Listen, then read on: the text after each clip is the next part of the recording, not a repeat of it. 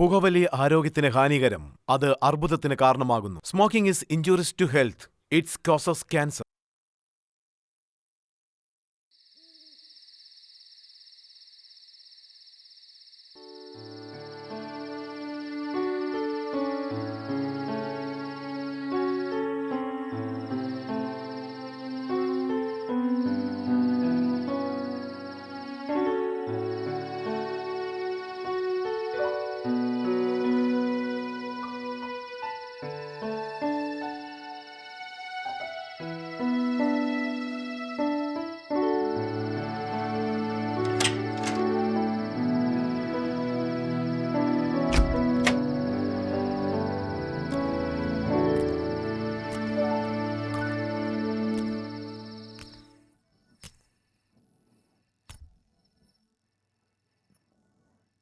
എന്താണ് കാര്യം മാഡം?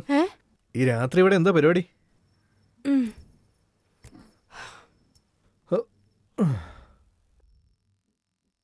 എന്തു പറ്റി, ഉറക്കം വരുന്നില്ലേ? ഇല്ല, അതൊന്നുമില്ല. ഞാനെപ്പോഴും ലേറ്റായിട്ടേ ഉറങ്ങാറുള്ളൂ. എൻ്റെ ഹസ്ബൻഡ് ശാന്തനു ഇപ്പം അങ്ങോട്ട് പോയതേ ഉള്ളൂ. സോ വെക്കേഷൻ ചിലവഴിക്കാൻ ഈ ലോൺലിയായ ദ്വീപിലേക്ക് വന്നിരിക്കുകയാണല്ലേ? അത് നിങ്ങൾ രണ്ടുപേരും മാത്രം? ആ, അങ്ങനെയും പറയാം. നിങ്ങൾ രണ്ടുപേരും എന്തോ ഡിസ്റ്റർബ്ഡ് ആണെന്ന് തോന്നുന്നു. Any problems? ഒന്നുമില്ല. അല്ല, നിങ്ങൾ കൽക്കട്ടയിലെ ബിസി ഷെഡ്യൂൾ വിട്ടിട്ട് ഇവിടെ എന്ത് ചെയ്യുക? എന്നെ നിനക്കറിയാമോ? ഐ മീൻ സോറി, എന്നെ നിങ്ങൾക്ക് അറിയാമോ മാഡം? നിങ്ങൾക്കെന്നെ നീയൊന്നും എടിയെന്നൊക്കെ വിളിക്കും, ഒരു കുഴപ്പമില്ല. Thank you. നിങ്ങളെന്താ കോമഡി പറയണോ? നിങ്ങളെപ്പറ്റി ആർക്കും അറിയില്ലെന്നാണോ വിചാരം? നിങ്ങളല്ലേ ഫേമസ് ആയിട്ടുള്ള Abu Chatterjee, business tycoon. Business tycoon ആണോ എന്ന് ചോദിച്ചാൽ എനിക്കറിയില്ല. പക്ഷേ ബിസിനസ് ചെയ്യാൻ എനിക്ക് ഒരുപാട് ഇഷ്ടമാണ്. That's it. പിന്നെ ഈ ബിസി ഷെഡ്യൂള് ഞാൻ വല്ലാതെ അങ്ങ് സ്ട്രെസ്ഡായി. അതാ ഞാൻ ബ്രേക്ക് എടുത്ത് ഇങ്ങോട്ട് വന്നത്. ഇതെൻ്റെ റിസോർട്ടാണ്. അതുകൊണ്ട് ഇടയ്ക്ക് ഇവിടെ വന്ന് ടൈം സ്പെൻഡ് ചെയ്ത് ഞാൻ തിരിച്ചു പോകും. മാഡത്തിന് ഓക്കെ ആണെങ്കിൽ, അതായത് മാഡത്തിന് ഓക്കെ ആണെങ്കിൽ മാത്രം നാളെ രാവിലെ ഈ ദ്വീപ് മുഴുവൻ ചുറ്റിക്കറങ്ങാനുള്ളൊരു പ്ലാൻ തയ്യാറാക്കാം. നിങ്ങൾക്കും നിങ്ങളുടെ ഭർത്താവിനും ഓക്കെ ആണെങ്കിൽ ഞാൻ ഗൈഡായിട്ട് വരാം. മാഡം എന്ത് പറയുന്നു? ഇതിൽ പര സന്തോഷം വേറെ എന്താ ഉള്ളത്? Thank you so much. Hey, നീ എവിടെ ഇരിക്കുകയാണോ? ഞാൻ അകത്തെല്ലാം അന്വേഷിച്ചുകൊണ്ടിരിക്കുകയായിരുന്നു. ആഹാ സാർ, താങ്കൾ ഇവിടെ? പ്ലീസ്. Thank you. ഞാൻ ജസ്റ്റ് നിങ്ങളുടെ വൈഫായിട്ട് സംസാരിക്കുകയായിരുന്നു. I hope you don't mind. എന്താ സാറേ ഇങ്ങനെ? ആ ഡാർലിംഗ്, നാളെ ഇദ്ദേഹം നമ്മുടെ കൂടെ വരാന്ന് പറഞ്ഞു, ഒരു ഗൈഡായിട്ട്. Okay, no problem. സോ ഞാൻ പതുക്കെ ഗുഡ് നൈറ്റ് പറയാണ്. And tomorrow morning sharp 8 o'clock നമുക്ക് കാണാം. Okay, good night. Good night. Okay guys, enjoy. Thank U.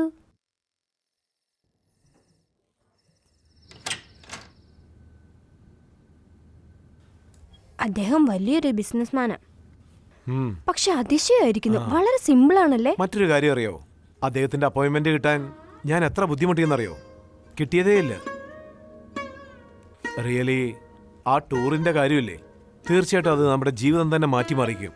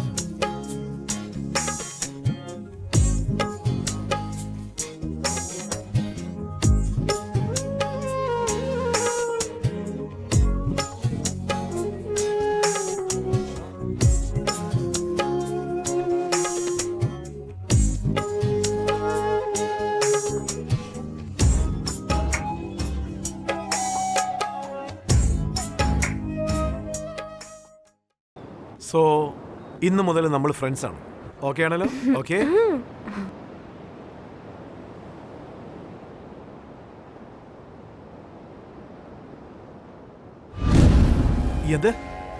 എന്താ സാറേ പറയുന്നേ?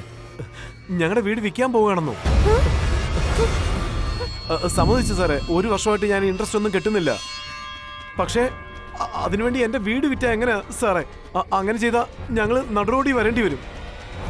സാർ ദയവ് ഇത് വിശ്വസിക്കും സാർ. എനിക്ക് കുറച്ച് സമയം വേണം. ഞാൻ ഫുൾ എമൗണ്ടും സെറ്റിൽ ചെയ്തേക്കാം. സോറി, നിങ്ങൾക്ക് 72 അവേഴ്സ് തരാം. ഇൻട്രസ്റ്റോടെ ചേർത്ത് മൊത്തം 30 ലക്ഷം രൂപയാവും. അധികം തന്നാ നിങ്ങളുടെ വീട് നഷ്ടപ്പെടത്തില്ല. സർ സർ സർ സർ ഈ ഷോർട്ട് ടൈമിൽ അത്രയും പണത്തിന് എവിടെ പോകും sir? Bye sir sir sir sir. Hello hello, അദ്ദേഹത്തിനോട് പറ, നമ്മൾ തീർച്ചയായിട്ടും കിട്ടുമെന്ന് പറ. പറ, അദ്ദേഹം എന്താ പറഞ്ഞേ? പറ, അദ്ദേഹം എന്താ പറഞ്ഞെന്ന്. 30 ലക്ഷം രൂപ കെട്ടണമെന്ന്. ഞാൻ എങ്ങനെ അത്രയും പണം അറേഞ്ച് ചെയ്യാൻ പറ്റും? നിങ്ങൾ വിഷമിക്കാതെ, എല്ലാത്തിനും ഒരു സമാധാനമുണ്ട്. തീർച്ചയായിട്ടും എന്തെങ്കിലും ഒരു ഐഡിയ കിട്ടും. നിങ്ങൾ വിഷമിക്കാതെ പ്ലീസ്, ഞാൻ പറയുന്നത് കേക്ക്. എല്ലാം ശരിയാവും.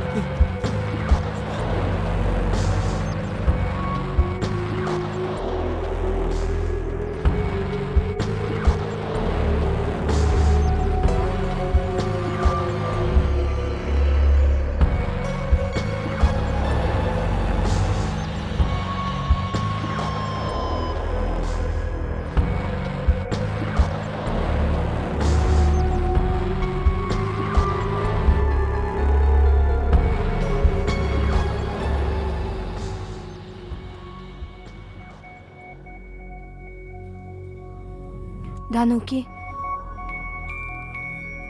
എങ്ങനെങ്കിലും നമുക്ക് ആ പണം ഏർപ്പാട് ചെയ്യാം. നിങ്ങൾ വെറുതെ ടെൻഷൻ അടിക്കാതെ. പക്ഷേ എങ്ങനെ ഇതൊക്കെ സംഭവിക്കും? 30 ലക്ഷം രൂപ, അതും 3 ദിവസത്തിനുള്ളിൽ. പണത്തിന് ഞാൻ എവിടെ പോനാ?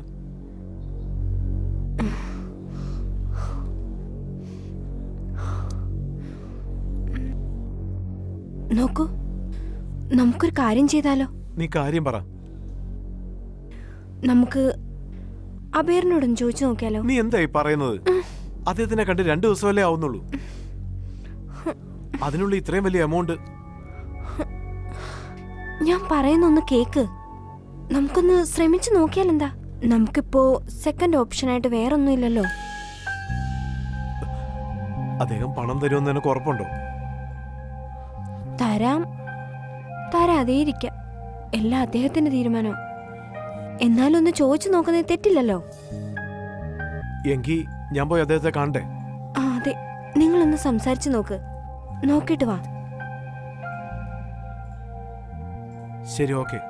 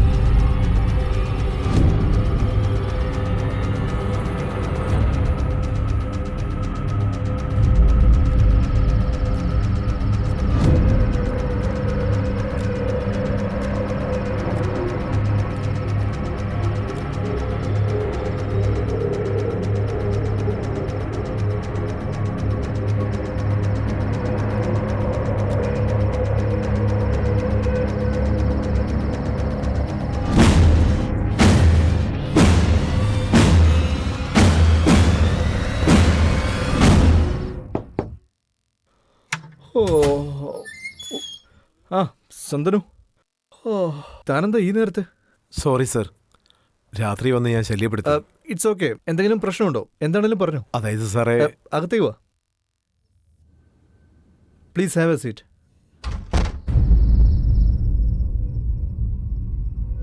സാറിനിപ്പോൾ എല്ലാം മനസ്സിലായി കാണുമല്ലോ. ഞാൻ 3 ദിവസത്തെയും 30 ലക്ഷം കെട്ടിയില്ലെങ്കിൽ എൻ്റെ വീട് എനിക്ക് നഷ്ടപ്പെടും സാറേ. സത്യത്തിൽ എൻ്റെ വീട് ഞാൻ പണയം വെച്ചിട്ടേ ഉള്ളൂ. സാറ് ഹെൽപ്പ് ചെയ്താൽ പലിശയോടുകൂടി ഞാൻ എല്ലാ പണവും തിരിച്ചു തരാം.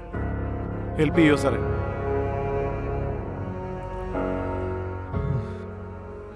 ഇതെങ്ങോട്ട് നോക്കിയേ. നിങ്ങളിപ്പോൾ എന്നോട് പറഞ്ഞില്ലേ കാശ് പലിശയ്ക്ക് വാങ്ങുന്നു, വീട് പണയം വെച്ചോ. ഇതിനെക്കുറിച്ചൊന്നും എനിക്കറിയില്ല, ഞാനത് ചെയ്യാറുമില്ല. I am a professional business man. Business എന്താണെന്ന് എനിക്കറിയാം. ഇൻഫാക്ട് എൻ്റെ ബിസിനസ്സിൽ എനിക്ക് പ്രോഫിറ്റാണ് പ്രധാനം. Only profit. In that case എനിക്ക് നിങ്ങളെ സഹായിക്കാൻ പറ്റും, നിങ്ങൾക്ക് പണം തരാൻ സാധിക്കും. പക്ഷേ എനിക്കൊരു കണ്ടീഷനുണ്ട്. ആ കണ്ടീഷൻ നിങ്ങൾ സമ്മതിക്കണം. കണ്ടീഷനോ? എന്ത് കണ്ടീഷനാ സാർ? എന്ത് കണ്ടീഷൻ പറഞ്ഞാലും ഞാൻ സമ്മതിക്കാം. അത് കൊള്ളാലോ. കണ്ടീഷൻ എന്താന്ന് പോലും അറിയാതെ ആദ്യം തന്നെ അങ്ങ് സമ്മതിച്ചല്ലേ. ആദ്യം കണ്ടീഷൻ എന്താന്ന് കേക്ക്. എനിവേ, എൻ്റെ കണ്ടീഷൻ വളരെ സിമ്പിളാണ്. അത് നിങ്ങളുടെ മിസ്സിസ് ഒരു രാത്രി എൻ്റെ കൂടെ ടൈം സ്പെൻഡ് ചെയ്യണം.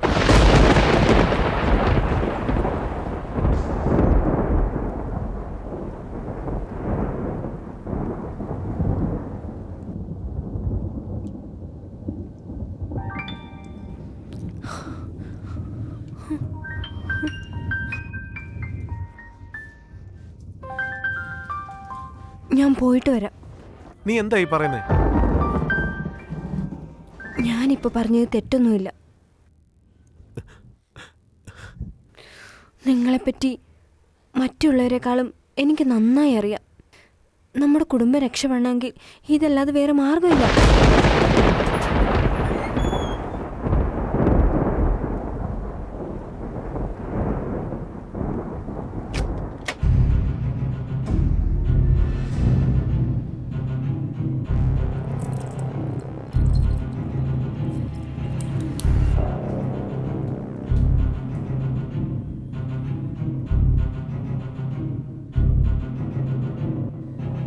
പ്ലീസ്.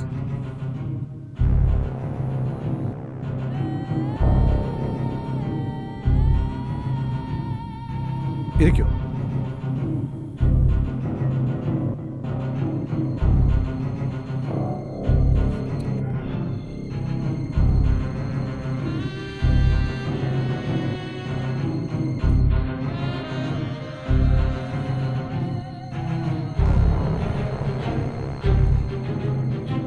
എന്റെ കണ്ടീഷൻ എന്താന്ന് നിങ്ങളുടെ ഹസ്ബൻഡ് പറഞ്ഞു കാണുമല്ലോ അല്ലേ?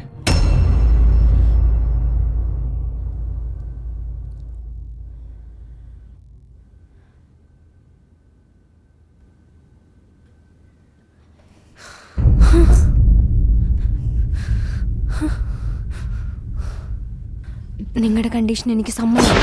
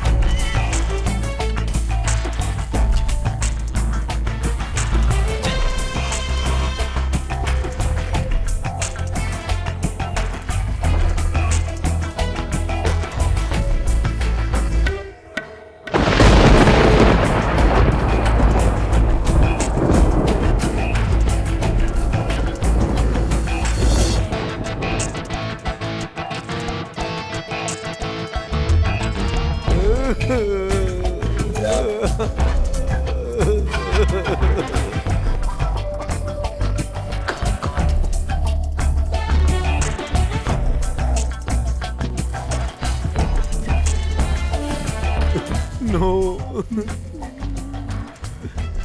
No.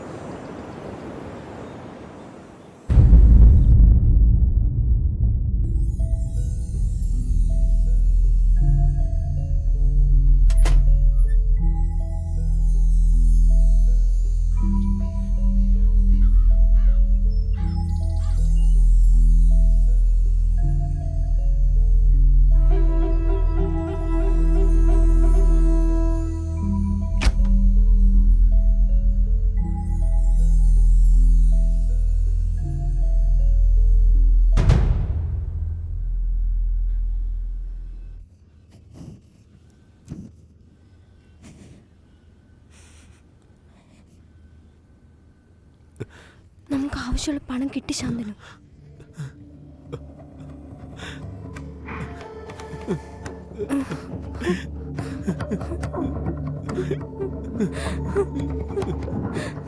ദേവി, ഇത് നീ എന്നോട് ക്ഷമിക്കണം. എന്നോട് നീ ക്ഷമിക്കണേ. ശാന്തനു ഒന്നും മിണ്ടാതിരിക്കുന്നുണ്ടോ? ഇതിനെല്ലാം കാരണം ഞാൻ മാത്രമാ തെറ്റുകാരൻ. ശാന്തനു പ്ലീസ് ഒന്നും മിണ്ടാതിരി. എല്ലാം എന്റെ തെറ്റാ. ശാന്തനു, ദേവി, ഇത് എന്നോട് നീ ക്ഷമിക്കണേ. ശാന്തനു, അദ്ദേഹം എന്നെ തൊട്ടതുപോലും ഇല്ല, അറിയോ?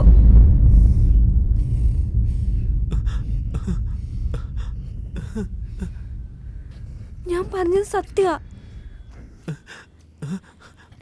അദ്ദേഹം എന്നെ തൊട്ടതേ ഇല്ല. ഞാൻ കാശ് തന്നിട്ടുണ്ട്, പക്ഷെ അതിന്റെ കണ്ടീഷൻ എന്താണെന്ന് അറിയാലോ അല്ലേ?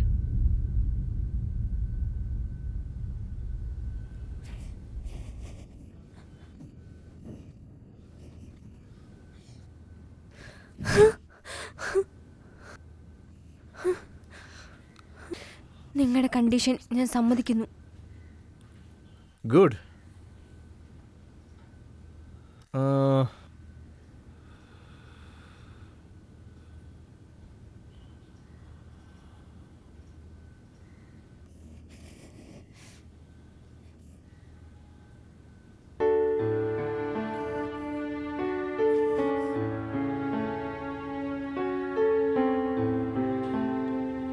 ശാന്തനു വന്ന് എൻ്റെ അടുത്ത കാര്യങ്ങളൊക്കെ പറഞ്ഞപ്പോൾ എനിക്ക് ഒരു കാര്യം മനസ്സിലായി.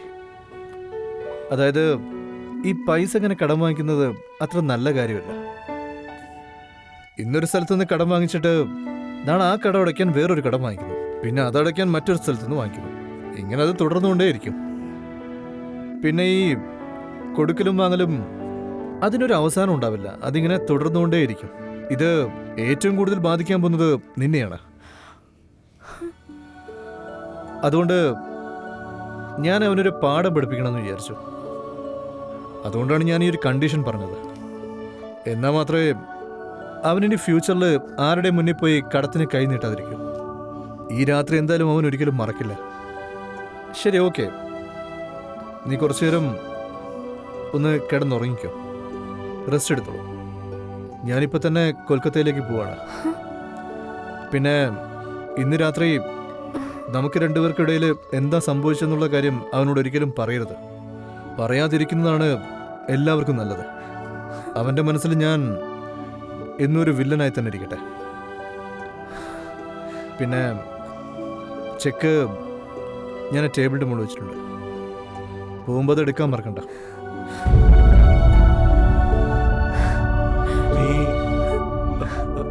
നീ പറയുന്നത് സത്യമാണോ? അതെ, ഞാൻ പറഞ്ഞത് സത്യം.